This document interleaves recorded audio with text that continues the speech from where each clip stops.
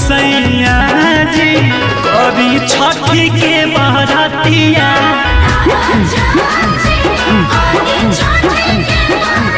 फल फल हरिया उठाई माथे दबुरा फल फल हरिया उठाई माथे दबुरा राजा जी मोर सैया जी कभी छठी के बरतिया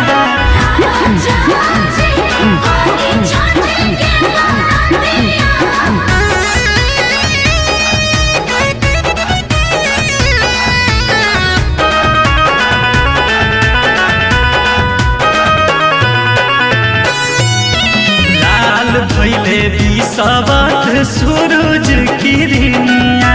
झूठो के कहरे घर छोड़ घर भिनिया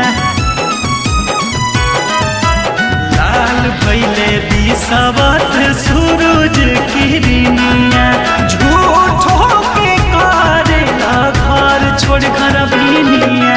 बोली बोली में हना बोली ना बात बहुरा बोली बोली में हारा बोली ना बात बहुरा राजा जी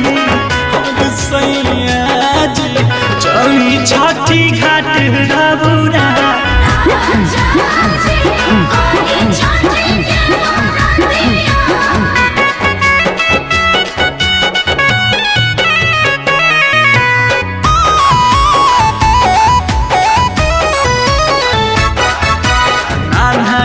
के भाड़ा हवे मानिली बचनिया चलिया सो हमरा नची है नचनिया कान्हा के भाड़ा हवे मानिली बचनिया चलिया सो हमरा नची है नचनिया मंगी है आशीष त्रिपुरारी ताही चौरा मंगी है आशीष विकास ताही चौरा राजा जी और सैया जी चली छठी घाट